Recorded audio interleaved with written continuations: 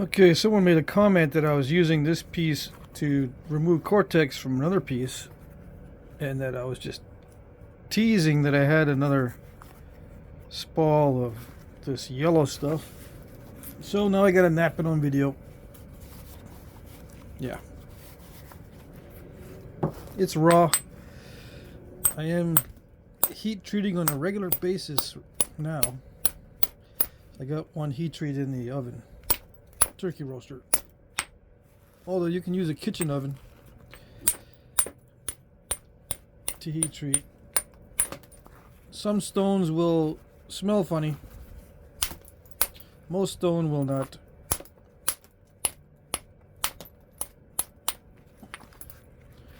And the gases are not harmful as far as I know.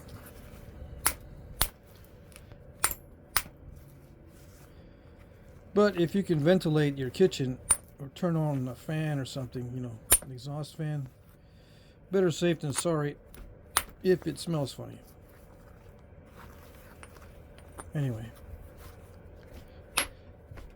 turkey roasters are a good outdoor shop type item. As long as it's not out in the elements. And you can just leave it there.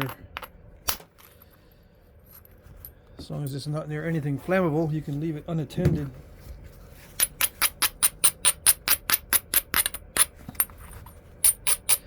Anyway, let's see what I can do with this. It seems like it's going to nap pretty easily.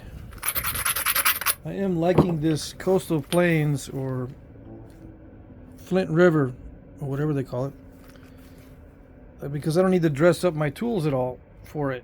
It likes the rough surface. That's one good thing about this.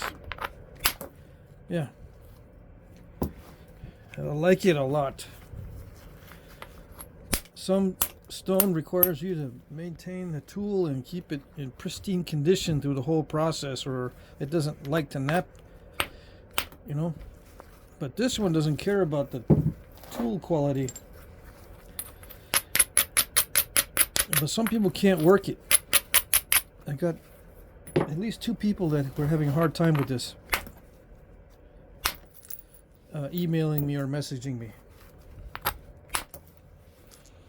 And what I think it is that they're not hitting this stuff hard enough. This stuff can handle a lot of abuse when it's raw, so don't be afraid to hit it. And don't be afraid to swing fast. You'll break a couple in half, but just pay attention to what the limit is. It's pretty easy to learn the limits and not go past the limits on this stuff, in my opinion. It's harder for some people to feel those limits than other people. Some people pick it up right away. Some people it takes months or even years to figure out what the stone is actually telling you. They need to break 100 in half and not just 10 in half. Some people need to break 100 in half to figure out what the limit is of the stone. Fortunately, it's usually not that bad. It's usually not that bad. I haven't met anyone that had to struggle for many years in order to just finally start napping what they wanted to nap. Although I have met people that never could quite get it, but I think it was because they weren't spending enough time with it. Or they thought they were spending enough time, and they said, I'm never going to get it. I'm never going to understand it, so they didn't do it anymore.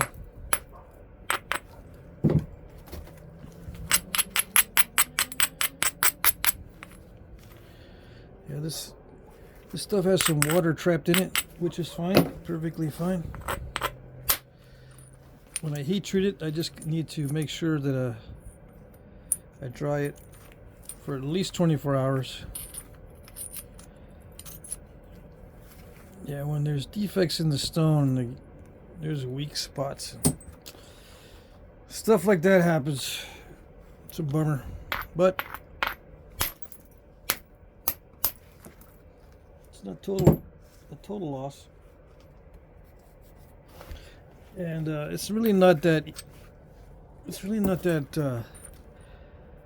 cool to have that kind of defect in the point anyway. It could sneak up on you and crack it right when you're almost done and it's really thin and you've already spent a lot of time on the piece. To have it break later on is sometimes more traumatic than it breaking it early on. Yeah.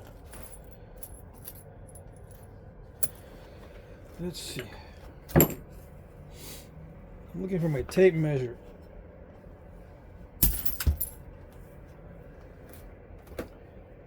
I'm probably looking right at it and not seeing it.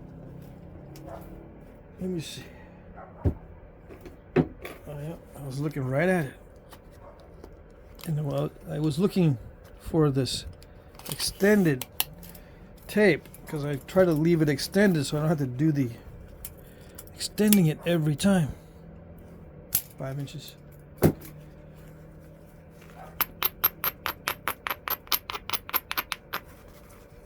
Five inches tops. I'm gonna have to probably lose a little bit more because it's kind of thick.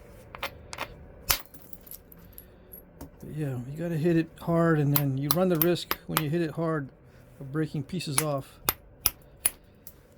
But if it's gonna break there anyway, might as well break now.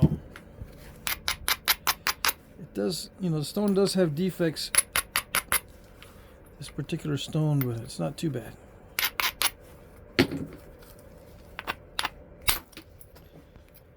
Yeah, I'm getting nice flakes like that. I like this better than the Georgetown, believe it or not.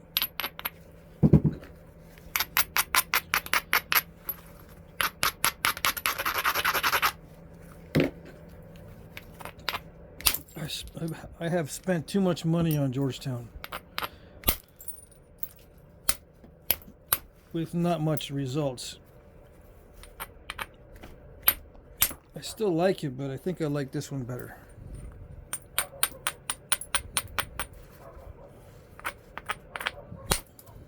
Yeah.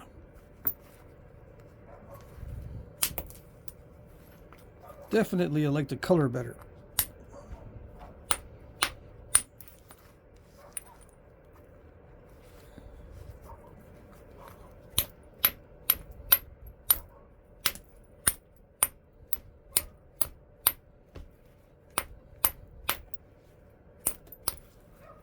I think I've napped this in the past.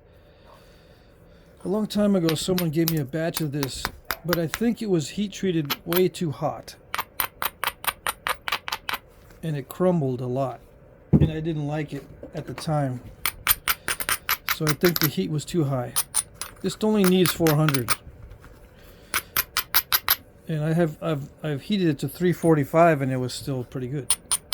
It doesn't even need 400. It can be heated with less. I had one piece that broke up on me at 450. See that crazing?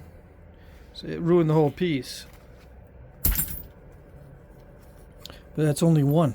Only one out of many.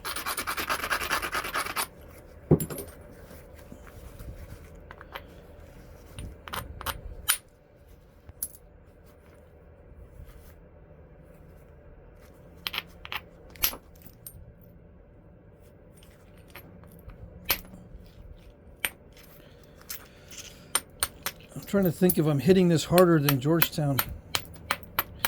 I don't think I'm hitting it harder, but I could be. I don't know. I can't tell.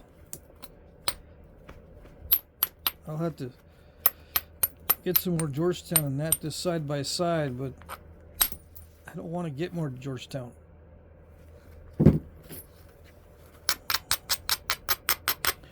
It's too finicky. Georgetown is way too finicky. See, I don't get much step fracturing with this stuff. Georgetown is much more steppy than this. Even though sometimes it'll hinge on this stuff, it's not as steppy. Where I don't get too many undetached step fractures. I don't know why that is. I mean, I get the hinges, but that's not that bad because it's not undetached. And I can just run a flake to try to get rid of that. Everything has its pros and cons, you know. You get these little defects in this type of stone.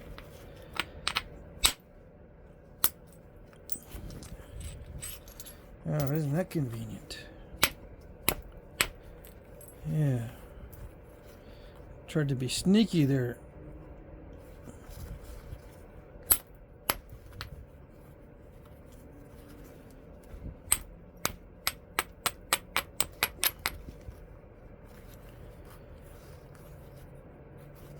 When you lose energy, the flakes don't go as far as they should. So I'm losing energy somewhere.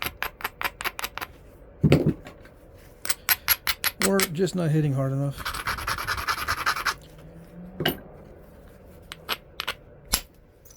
Yeah, just not hitting hard enough.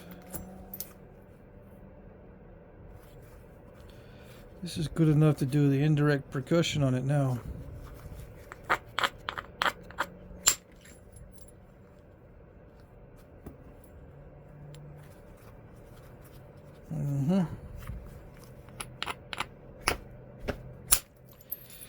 I still need to get much better at my direct percussion.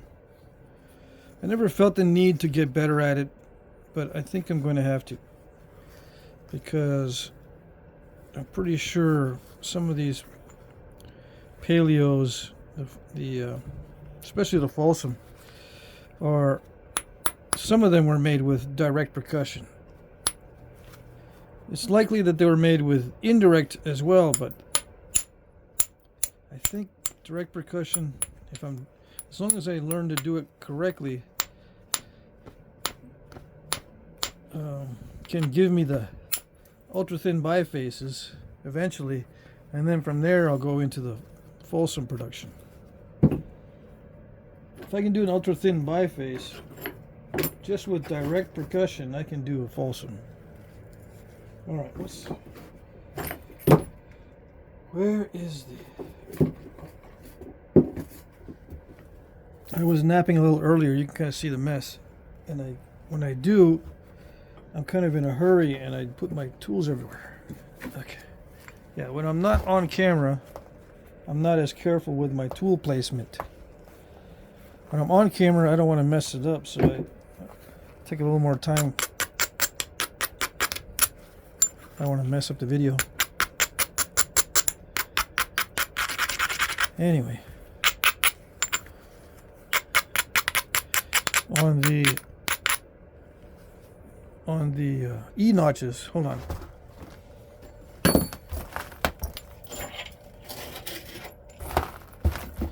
Before I go to this next stage on this current one, let me talk about the E notches. I looked online and I saw that the neck on the E notches is often narrow.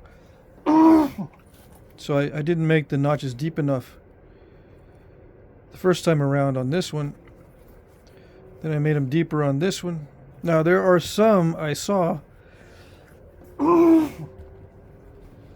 that have narrow entry. So there are exceptions. And I was looking, how do you do a narrow entry on one of these things? Because it's still an E notch, but just has narrow entry. How do you do it? Well, it has to be some sort of vertical punch or vertical pressure. And the narrow entry goes in and upward first, and then a notch downward. In and upward, and then notch downward with probably a pressure punch from above. You know, you can do the side pressure to do the initial notch it slopes upward, and then you do the vertical pressure downward to make the E.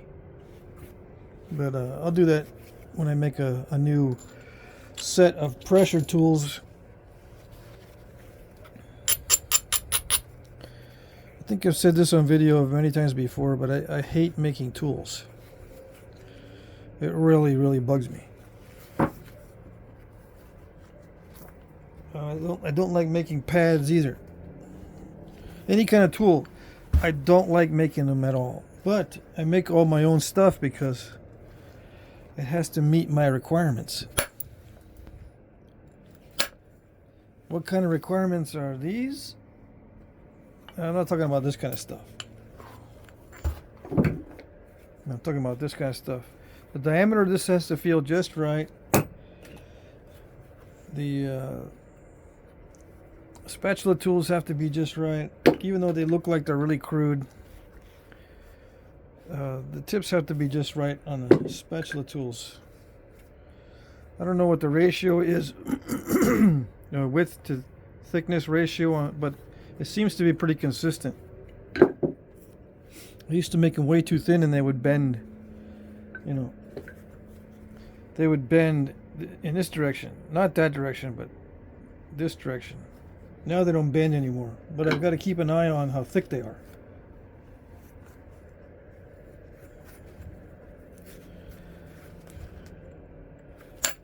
So I'm sitting there, if I'm making new tools, I'm sitting there filing them down, and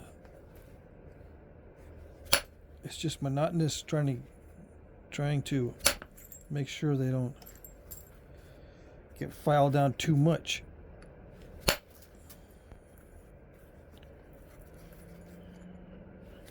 And then I'm really picky on my pads too. They got to be perfectly domed. This one's getting a little warped. So when that gets warped, I got to sand the leather down. I got to get sandpaper out or something to sand this down here. It's wearing out in the middle. But when I first start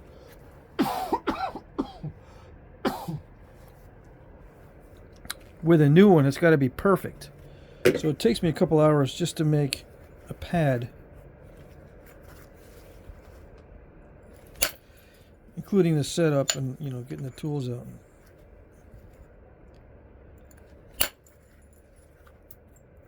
Once I get the first one done, the second one is not too bad, but I usually only make one at a time. Once I get the first one made, the second one is much faster.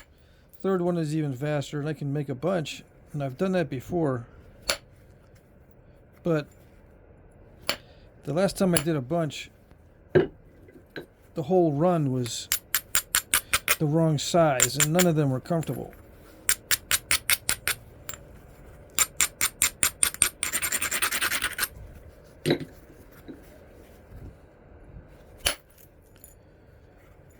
Yeah.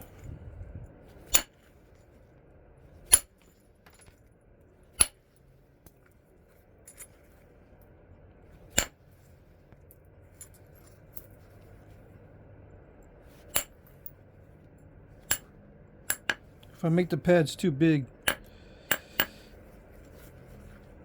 I don't like them. This one's just a little bit too big. It's almost the perfect size. I've had different shapes throughout different videos and also made with different materials.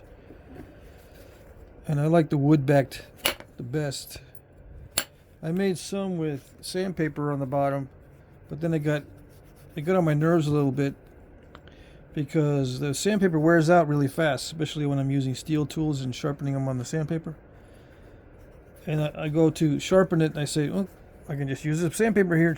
I forget it's already worn out. Wore out really fast. Now with antler tools it would work better, but no one wants to see you use modern sandpaper on your antler tools, so oh well. All these excuses, I know.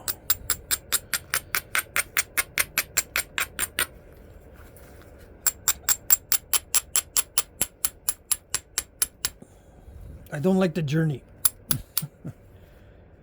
I like the result. I like you want to get a nice pad or a nice tool. That's the part I like.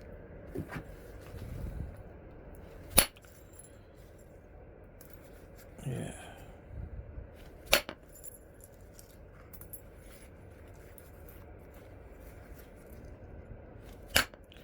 Making this stuff, not so much.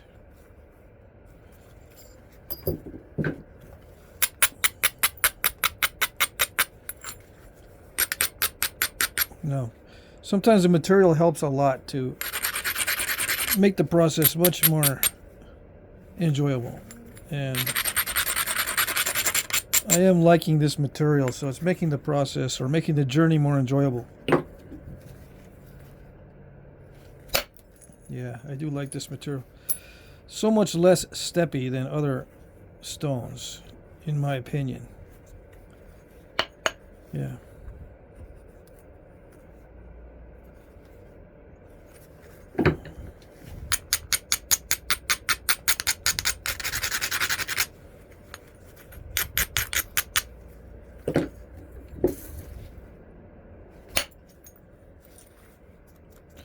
You know, you do get steps, but they're not bad. That's not bad.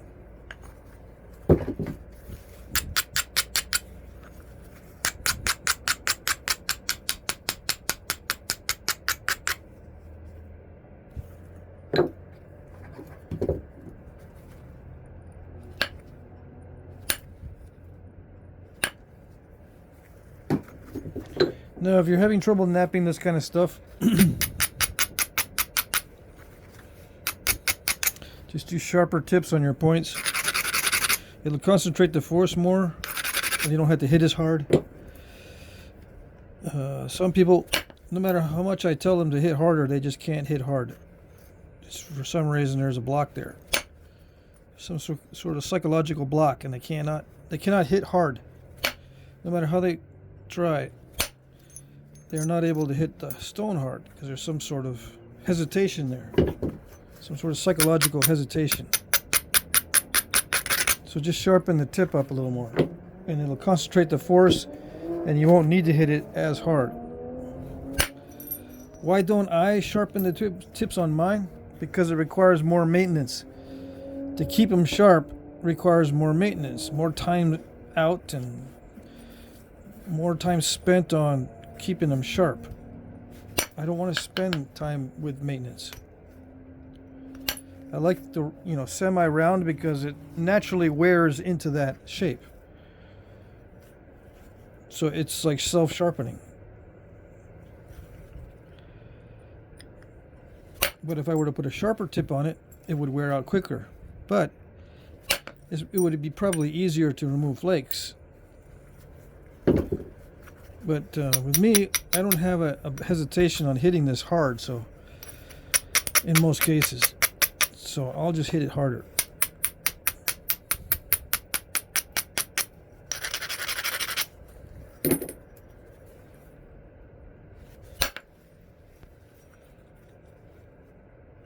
For those of you who are new, my strategy is adapting myself to the edge rather than adapting the edge to my technique. I will modify my technique to the edge. I don't modify the edge to match my technique.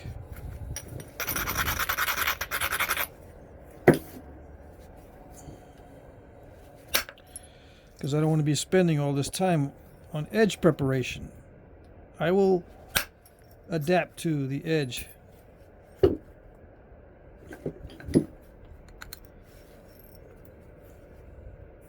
Some people don't nap that way at all, and I've napped both ways. I've prepared edges and modified the edge for a certain technique every time. I can nap that way. I prefer not to nap that way. Some people, that's the only way they can nap, is to modify the edge to their technique. It's the only way they can nap. They're not able to modify themselves or their mindset or their strategy or their technique to the edge or to the stone. I find it easier for me to modify myself to the stone because I work a lot of different types of stone. It's easier for me to make the transition from one stone to the next if I just quickly adapt to what the stone's doing. Now you got to adapt to what the stone's doing in any case to a certain extent. You can't just use the same exact technique. You got to tweak it a little bit with everything. Yes, but I tweak my technique a lot, actually. Even though it may not look like it. I'll change the angles up a little bit, or I'll hit. Sometimes I hit like this. See, I'm choking up on the billet and hitting like this. But when it's in some cases, I need to get way down low on the billet and hit here. I can get a lot more velocity when I'm like this than when I'm like this. Sometimes I don't need the velocity and it works fine like this, but sometimes I need to really wind up and use the velocity of that mallet on the flaker. You might not pick that up in the videos.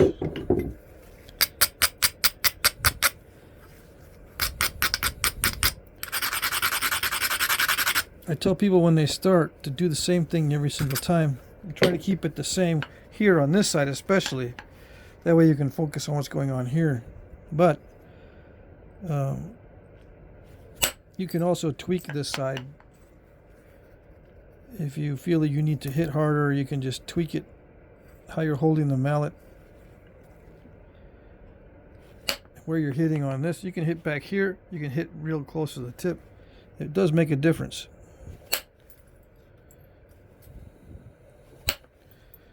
But you'll get used to it, that sort of tweaking, as you gain experience. You won't be able to do it when you're new. So I just recommend staying the same on this side, whether you're right or left-handed. With the mallet side, try to stay the same as much as you can until you get more experience, and you can start tweaking it slightly. And it might get boring using the same stone. I recommend always using the same stone when you're new. It might get boring and you have to switch it out, or you're not going to do it anymore. So you switch out and start working a different material. Some guys can pick up the new habits quickly, and some just can't. Everything starts going downhill when they switch stones, stone types. Or when they go, they say, I'm sick of glass, so I'm going to go to church, and they start suffering. It's a different kind of suffering. You're no longer bored, but now you're frustrated. Yeah.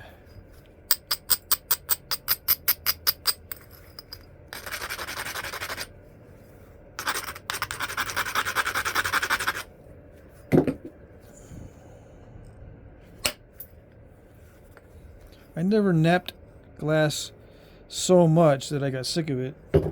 I always cut it short before I get sick of it.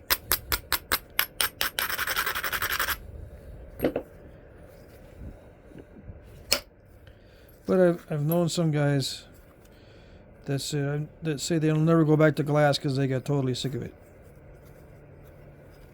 Yeah.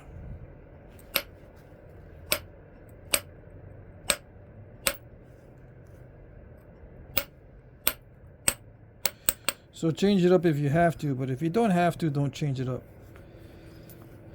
Learn to nap on the same type of stone, and then you can move on a little bit later. You got to get a lot of muscle memory under your belt, I think, before you can start tweaking.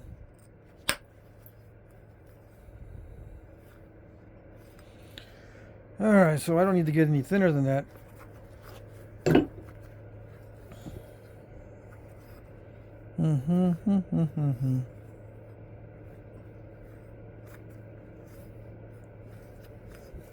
So many options.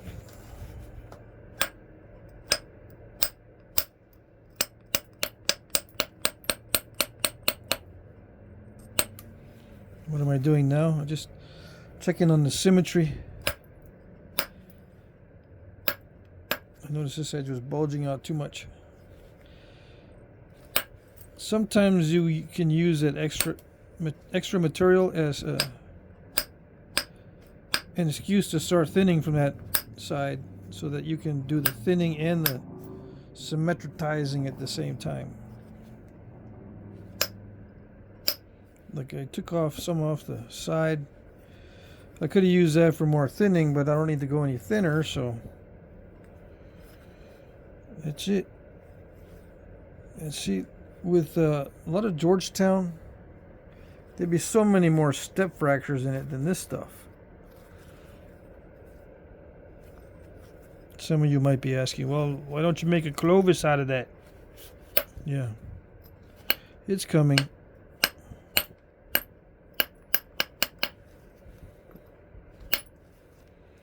It's not step, you should be able to flute it really nice. Yeah, I just need to get more used to it, because once you start doing Clovis, it'll start to break in half. You know, you'll get failures. It's inevitable. I don't feel like having those types of failures yet. I'll have less of them the more I do this. Just regular bifaces instead of those fluted bifaces. Well, this was that piece, right? That was the tease from the other video. Yeah. Let's see. I don't want to work on it. Let's see. What about this one? Oh, you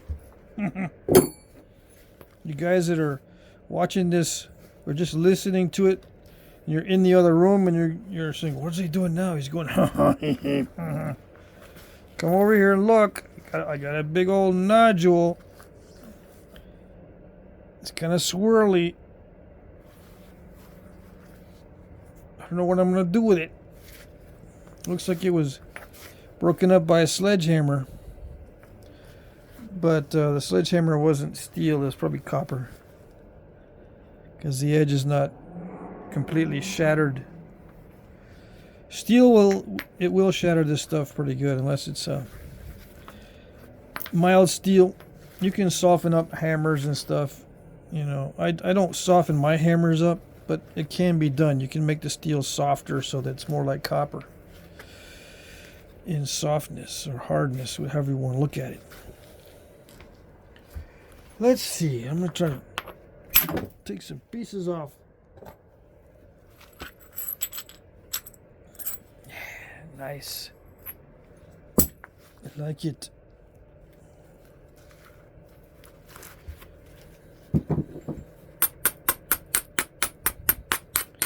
Gotta make sure to grind it.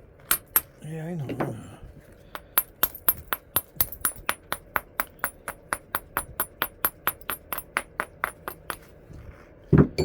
Yeah, I know.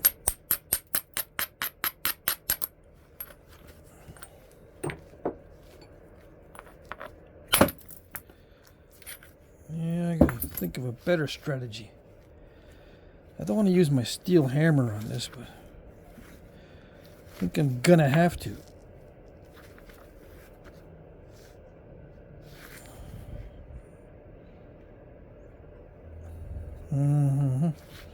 How do you maximize it? Show us how to maximize it. I know you say you're not gonna, but do it. Some of you might be asking, just maximize it. Show us how you maximize it. Do it. Yeah.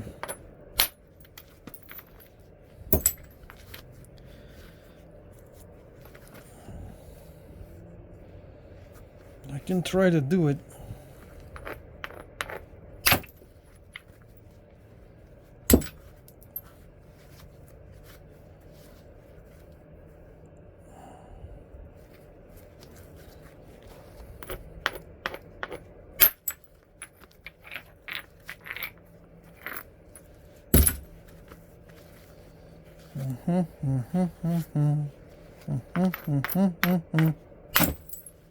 Oh, that one didn't. That one didn't go deep enough. Let's see. Come on, you can do it. You can do it. No, not like about that? That's a little bit better. It's supposed to run further. Some of you might be cringing and tell me, or thinking, I should get a large copper spalling hammer. It's not that big a deal. Yeah, I know. The less tools I have, the better. Try to work with as few tools as possible. I don't like having a big old tool bag. I tell you, I'm quirky.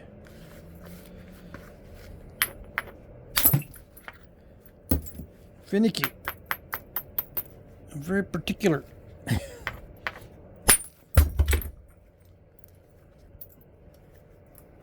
Nice. Am I maximizing it? I don't know. I'm getting good spalls. That's what I like. As far as maximizing it for a biface, no, I don't think I'm maximizing it for a biface. But, you know, I could get a pretty good size one out of it. I didn't measure before I started the spalling. Some people, as soon as I start dropping things by accident, they go, I got nothing to learn from this guy. He dropped it. That's my cue for exit stage left. He dropped it. That means he doesn't know how to spall. Yeah. I'm going to drop it again here pretty soon, probably. So I try to catch the spalls in my hand. I don't shoot the spalls onto the floor. I try to catch them in my hand or put a towel underneath and then spall it.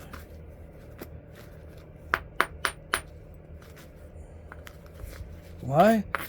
I don't know. It just seems more natural that way. Natural. This is not working. I am not maximizing it. Sorry. Everyone wanted to see me maximize it. I can't maximize this one.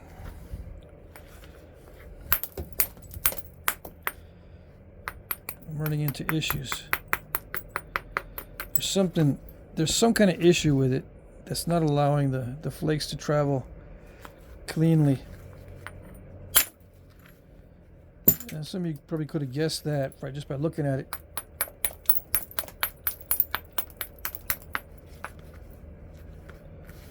You know, this stuff is not consistent, probably.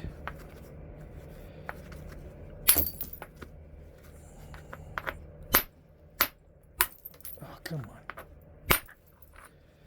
Yeah, let's get under it. Let's get under all that stuff.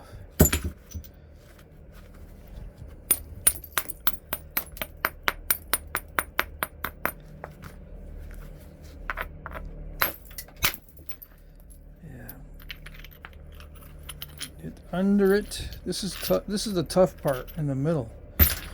This stuff should be better. Yeah.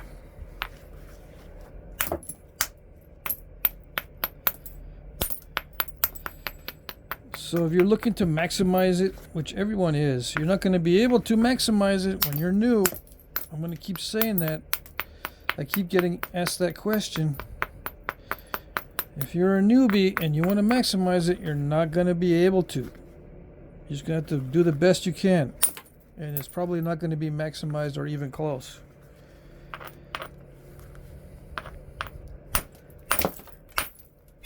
Oh, come on. It still does not want to cooperate. Anyway. It's because I'm trying to maximize it. I should just stop the maximization and just get the spalls off of it and not worry about the biface.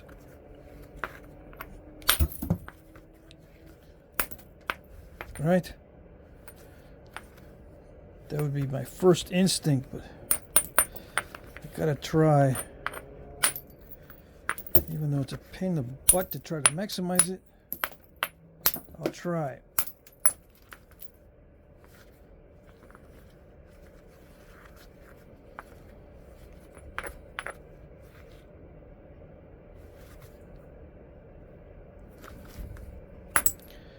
Some of you are really good at this, but you're not making videos on it.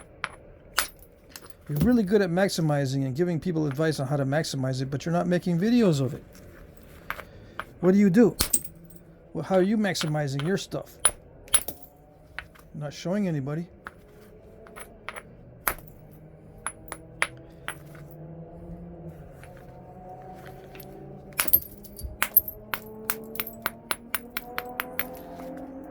Some of you guys just go to town with a bopper and you just end up removing all kinds of small flakes, chipping around the outside, chipping the surface with small flakes until you get your biface, and all you're left with is a bunch of cruddies and none of these. And you're thinking, it's maximized.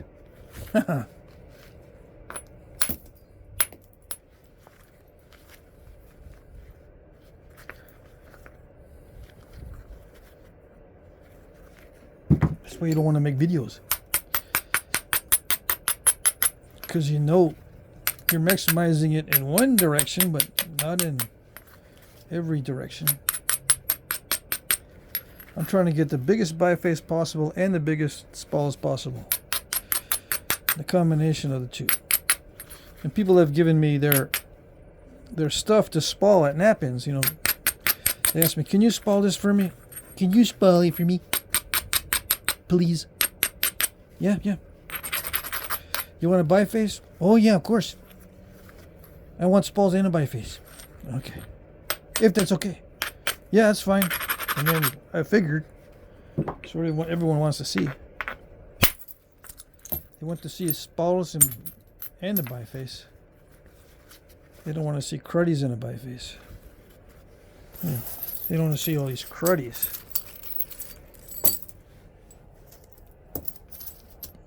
Not like I'm doing right now. These will make some nice arrowheads. I just gotta heat treat it because it is kind of tough. Tougher than I thought it was gonna be. But it should heat up real nice. Yeah. I'm not worried about it.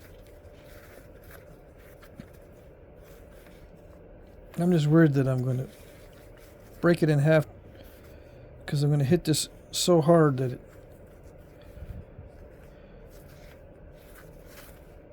I think I'm going to disrupt the space-time continuum.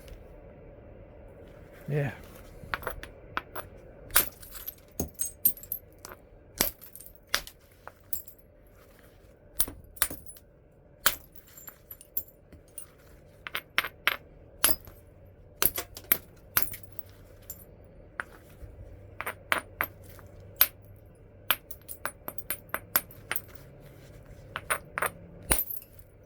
That didn't work. It's gonna make me hit it where I don't want to. Yeah. On the tip. Just grind it. Sometimes it works, sometimes it doesn't. Especially when you grind it and it breaks it in half. Because there's too much pull.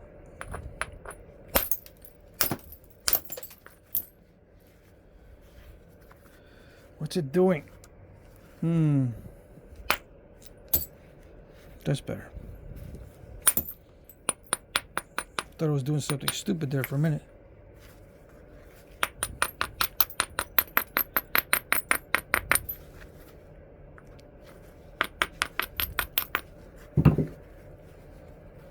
This doesn't look too big anymore, huh?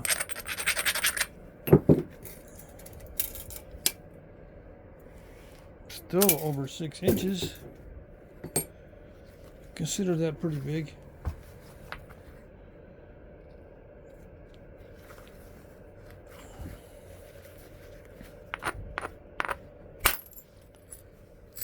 Is it doing it? It's kind of doing it. Kind of doing it.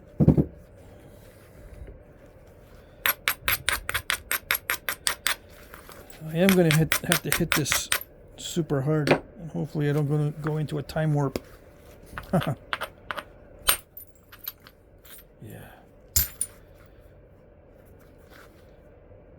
It's unnatural to hit that rock that hard.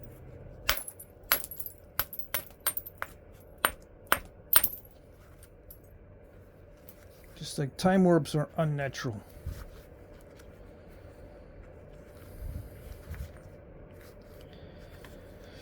What am I gonna do? There's no good option.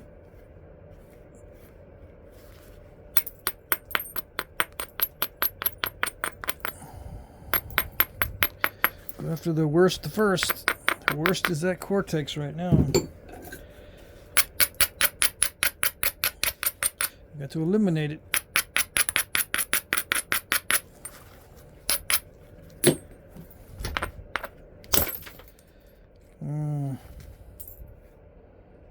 I did hit that unnaturally hard, but didn't do much.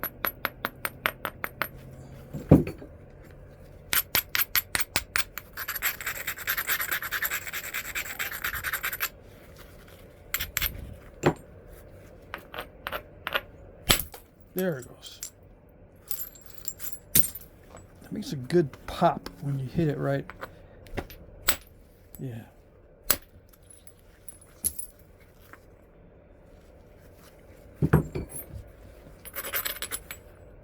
I don't want to take too much of this off. I want to take as much of this off as possible here.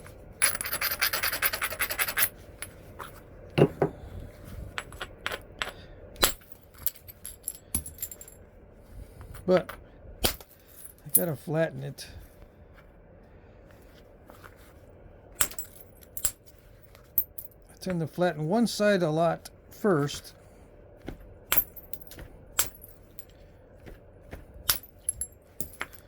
And then do the other side. Yeah.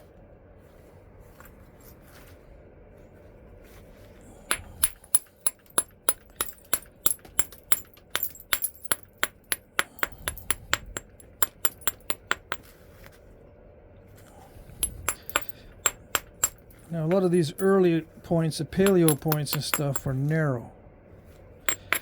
And I think there's a reason for that.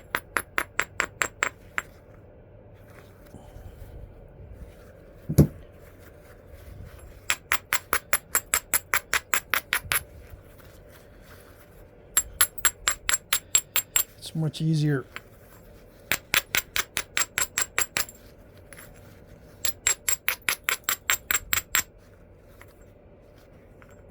Yeah.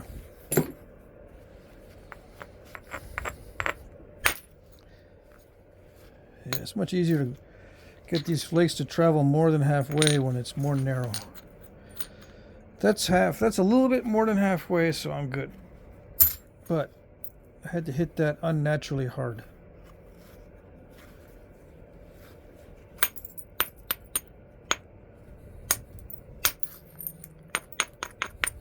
You wouldn't think you could withstand hard hits like that. And sometimes it can't. Yep. Sometimes I'm right on the verge of breaking the whole thing. As I've said many times.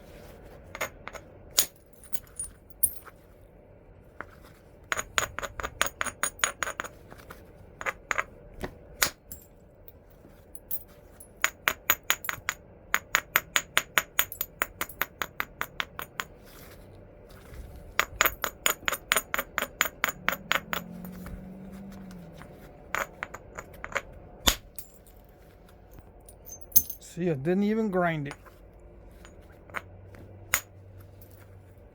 I remember when I first started napping, some guy told me, "You never grind. You never grind." And I asked him, "Is that bad?" "No, I just don't know how you do it." "How do you not grind?" Well, maybe because I'm not good at grinding. I don't know what to grind, or I don't know. I did not know what to grind or how to grind it. So I didn't do much grinding. Yeah. And then I did a lot of grinding at one point. So I can grind it or not grind it. I can do it either way, and I tend to get slightly different results with each way. But if I lived in a perfect world, I wouldn't do any grinding. And a lot of the artifacts that I see as bifaces don't have any grinding remnants. They're all sharp edged. A lot of the bifaces I see, although I have seen some edges that look to be ground down or brushed like this, I have seen it, so I know they did it.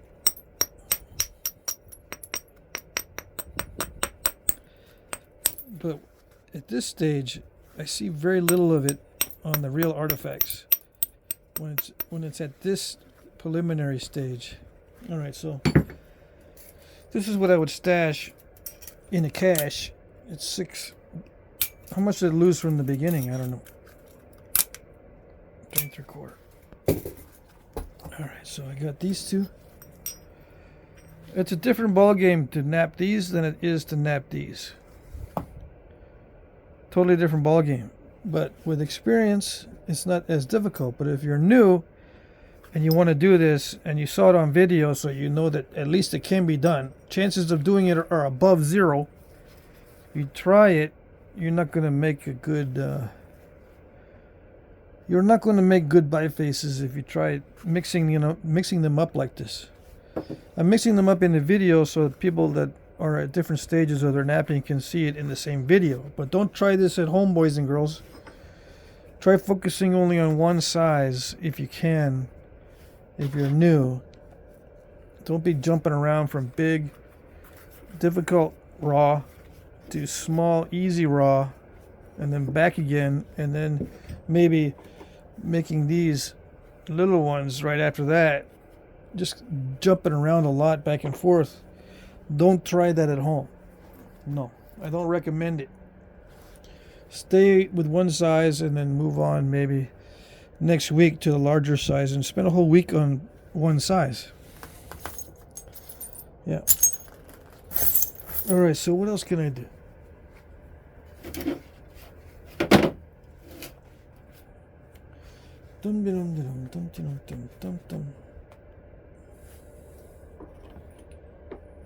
Yeah, I gotta look up more points. I think I'm gonna do I need to do a Gunther point and a Harden. Gosh, I need to get my list out. Now Gunther's not made from this stuff. It's made from some stuff totally different. I need to make a. Let's see. I've already made the E-notch Thebes. There's another one that I'm gonna make. It's related to this. I can't remember the name now. Anyway, I'll do it on the next video. Yeah, it's related to this. These are further north than Georgia. There's another one that's further south, and it doesn't have the. It has something like the E notches, but not quite. They're not as pronounced. It has a larger notch and much thinner ears than these. And I already forgot the name. Anyway, yep, next video. Okay.